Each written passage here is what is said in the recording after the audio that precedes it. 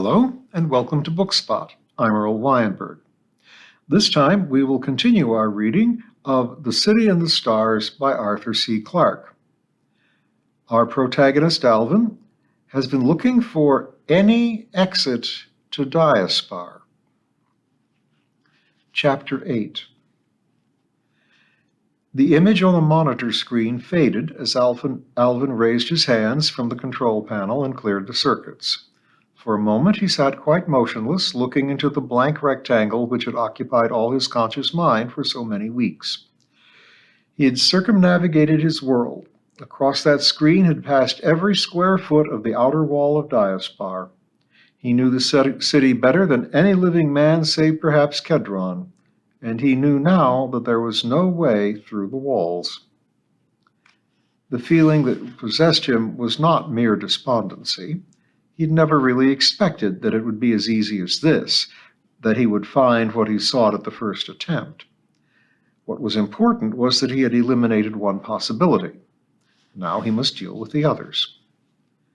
He rose to his feet and walked over to the image of the city which almost filled the chamber. It was hard not to think of it as an actual model, though he knew that in reality it was no more than an optical projection of the pattern in the memory cells he had been exploring. When he altered the monitor controls and set his viewpoint moving through Diaspar, the spot of light would travel over the surface of this replica so that he could see exactly where he was going. It had been a useful guide in the early days, but he had soon grown so skillful at setting the coordinates that he had not needed this aid. The city lay spread out beneath him. He looked down upon it like a god. Yet he scarcely saw it as he considered one by one the steps he should now take. If all else failed, there was one solution to the problem. Diaspar might be held in a perpetual stasis by its eternity circuits, frozen forever according to the pattern in the memory cells, but that pattern itself could be altered, and the city would then change it. It would be changed with it. It would be possible to redesign a section of the outer wall so that it contained a doorway, feed this pattern into the monitors, and let the city reshape itself to the new conception. Alvin suspected that the large areas of the monitor control board whose purpose Kedron had not explained to him were concerned with such alterations. It would be useless to experiment with them. Controls which could alter the very structure of the city were firmly locked and could be operated only with the authority of the council and the approval of the central computer. There was very little chance that the council would grant him what he asked, even if he was prepared for decades or even centuries of patient pleading. That was not a prospect that appealed to him in the least. He turned his thoughts toward the sky. Sometimes he had imagined, in fantasies which he was half ashamed to recall, that he had regained the freedom of the air which man had renounced so long ago. Once, he knew, the skies of Earth had been filled with strange shapes. Out of space, the great ships had come, bearing unknown treasures, to berth at the legendary port of Diaspar. But the port had been beyond the limits of the city. Eons ago, it had been buried by the drifting sand.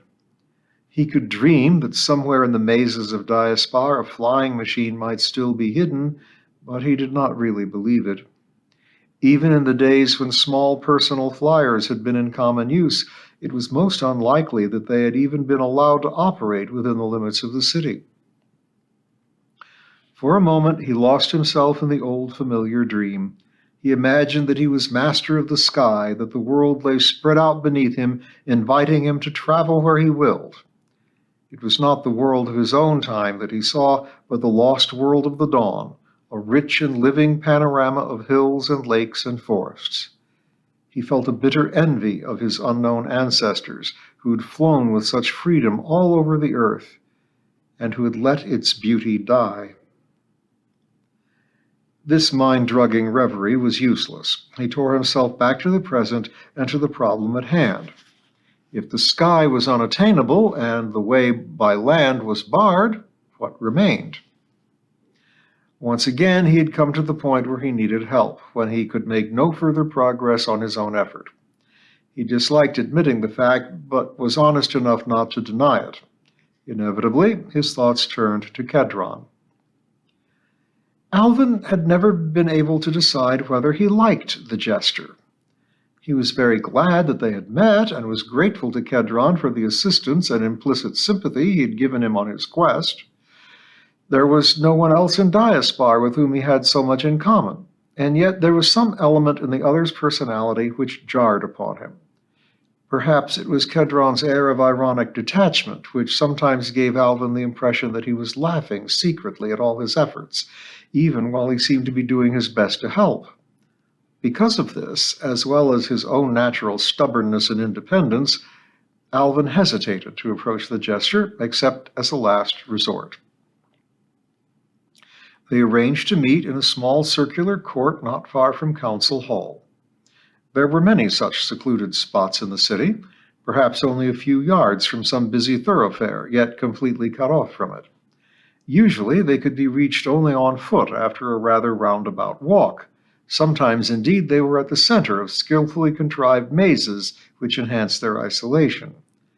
It was rather typical of Kedron that he should have chosen such a place for a rendezvous.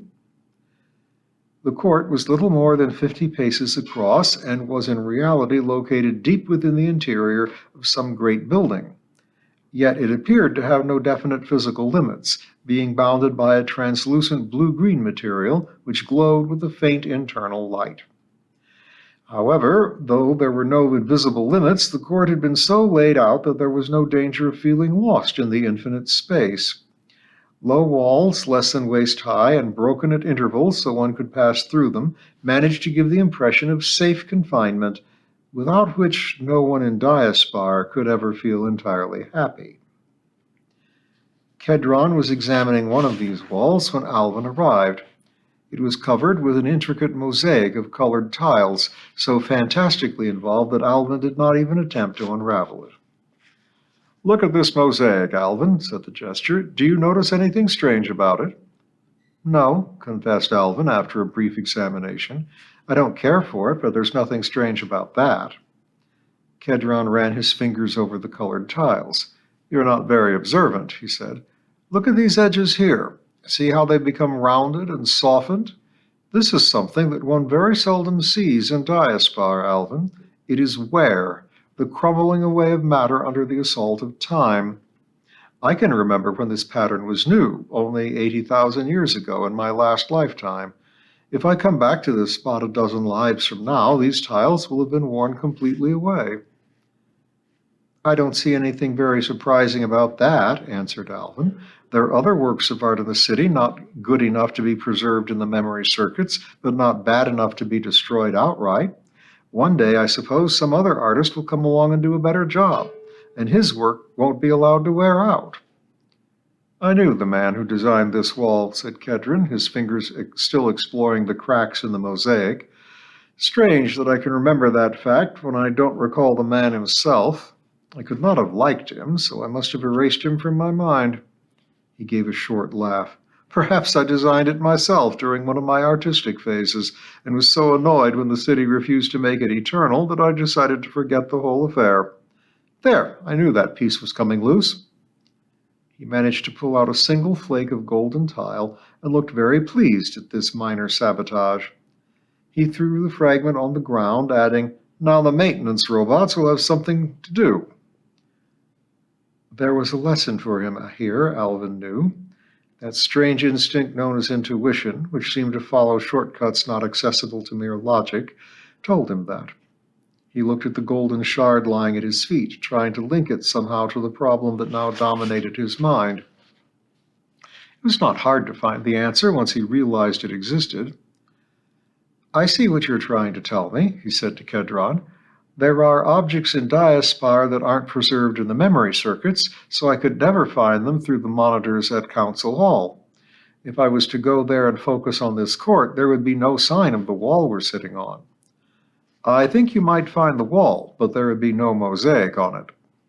"Yes, I can see that," said Alvin, too impatient now to bother about such hair-splitting. "And in the same way, parts of the city might exist that have never been preserved in the eternity circuits, but which hadn't been yet worn away. Still, I don't really see how that helps me. I know the outer wall exists, and that it has no openings in it." Perhaps there is no way out, answered Kedron. I can promise you nothing, but I think there is still a great deal the monitors can teach us, if the central computer will let them, and it seems to have taken rather a liking to you. Alvin pondered over this remark on their way to Council Hall.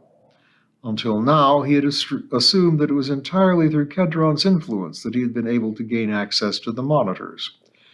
It had not occurred to him that it might be through some intrinsic quality of his own. Being a unique had many disadvantages. It was only right it should have some compensations. The unchanging image of the city still dominated the chamber in which Alvin had spent so many hours. He looked at it now with a new understanding. All that he saw here existed, but if all of Diaspar might not be mirrored here. Yet surely any discordances must be trivial, and as far as he can see, undetectable. I attempted to do this many years ago, said Kedron as he sat down at the monitor desk, but the controls were locked against me. Perhaps they will obey me now.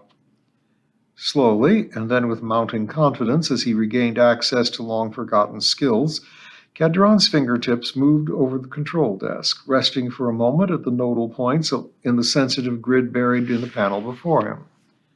I think that's correct, he said at last. Anyway, we'll soon see. The screen glowed into life, but instead of the picture which Alvin had expected, there appeared a somewhat baffling message. Regression will commence as soon as you have set rate control. Foolish of me, muttered Kedron. I got everything else right and forgot the most important thing of all. His fingers now moved with a confident assurance over the board, and as the message faded from the screen, he swung round in his seat so he could look at the replica of the city. Watch this, Alvin, he said. I think we're both going to learn something new about Diaspar. Alvin waited patiently, but nothing happened. The image of the city floated there before his eyes in all its familiar wonder and beauty, though he was conscious of neither now. He was about to ask Kedron what he should look for when a sudden movement caught his attention, and he turned his head quickly to follow it. It had been no more than a half-glimpsed flash or flicker, and he was too late to see what had made it. Nothing had altered. Diaspar was just as he had always known it. Then he saw that Kedron was watching him with a sardonic smile, so he looked at the city again. This time, the thing happened before his eyes. One of the buildings at the edge of the park suddenly vanished and was replaced instantly by another of quite different design. The transformation was so abrupt that had Alvin been blinking, he would have missed it. He stared in amazement at the subtly altered city, but even during the first shock of astonishment, his mind was seeking for the answer. He remembered the words that had appeared on the monitor screen, "Regression will commence," and he knew at once what was happening. That's the city as it was thousands of years ago, he said to Kedron. We're going back in time. A picturesque but hardly accurate way of putting it, he replied the gesture. What is actually happening is that the monitor is remembering the earlier versions of the city. When any modifications were made, the memory circuits were not simply emptied. The information in them was taken to subsidiary storage units so it could be recalled whenever needed. I've set the monitor to regress through those units at a rate of 1,000 years a second. Already, we are looking at the Diaspar of 500,000 years ago. We'll have to go much further back than that to see any real changes. I'll increase the rate. He turned back to the control board, and even as he did so, not one building, but a whole block whipped out of existence, and it was replaced by a large oval amphitheater. Ah, the arena, said Kedron. I remember the fuss when we decided to get rid of that. It was hardly ever used, but a great many people felt sentimental about it. The monitor was now recalling its memories at a far higher rate. The image of Diaspar was receding into the past at millions of years a minute, and changes were occurring so rapidly the eye could not keep up with them. Alvin noticed that the alterations to the city appeared to come in cycles. There would be a long period of stasis, the whole rash of rebuilding would break out, followed by another pause. It was almost as if Diaspar were a living organism that had to regain its strength after these explosions of growth. Through all these changes, the basic design of the city had not altered. Buildings came and went, but the pattern of streets seemed eternal, and the park remained at the green heart of the Diaspar. Alvin wondered how far back the Monitor could go. Could it return to the founding of the city and pass through the veil which sundered known history from the myths and legends of the dawn? Already they had gone 500 million years into the past. Outside the walls of Diaspar, beyond the knowledge of the monitors, it would be a different Earth. Perhaps there might be oceans and forests, even other cities which man had not yet deserted in the long retreat to his final home. The minutes drifted past, each minute an eon in the little universe of the monitors. Soon, thought Alvin, the earliest of all these stored memories must be reached, and the regression would end. But fascinating though this lesson was, he did not see how it could help him escape from the city as it was here and now. With a sudden, soundless implosion, Diaspar contracted to a fraction of its former size. The park vanished, the boundary wall of linked titanic towers instantly evaporated.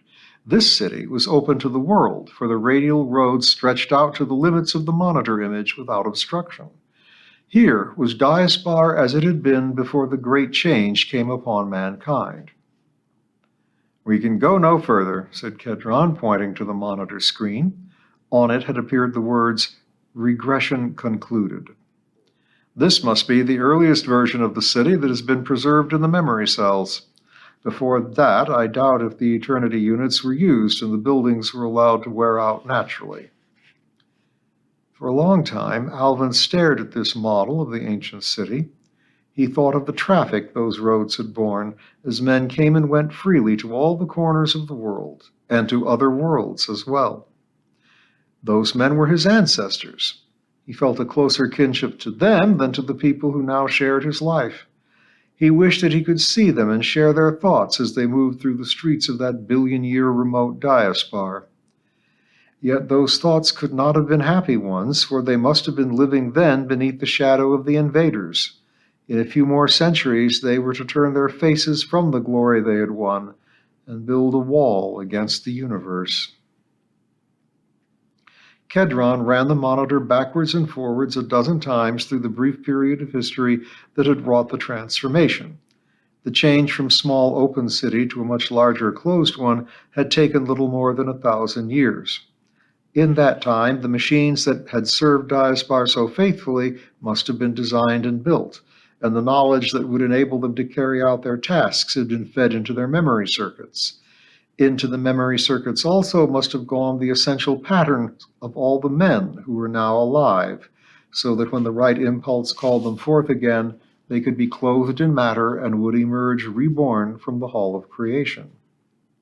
In some sense, Alvin realized, he must have existed in that ancient world. It was possible, of course, that he was completely synthetic, that his entire personality had been designed by artist-technicians who had worked with tools of inconceivable complexity toward some clearly envisioned goal. Yet he thought it more likely that he was a composite of men who had once lived and walked on Earth. Very little of old Diaspar had remained when the new city was created. The park had obliterated it almost completely. Even before the transformation, there had been a small grass-covered clearing at the center of Diaspar, surrounding the junction of all the radial streets. Afterward, it had expanded tenfold, wiping out streets and buildings alike. The tomb of Yarlan Zay had been brought into existence at this time, replacing a very large circular structure which had previously stood at the meeting point of all the streets. Alvin had never really believed the legends of the tomb's antiquity, but now it seemed they were true. "I suppose," said Alvin, struck by a thought, "that we can explore this image just as we explored the image of today's Diaspar?" Kedron's fingers flicked over the monitor keyboard, and the screen answered Alvin's question. The long-vanished city began to expand before his eyes as his viewpoint moved along the curiously narrow streets. This memory of the Diaspar that once had been was still as sharp and clear as the image of the city he lived in today.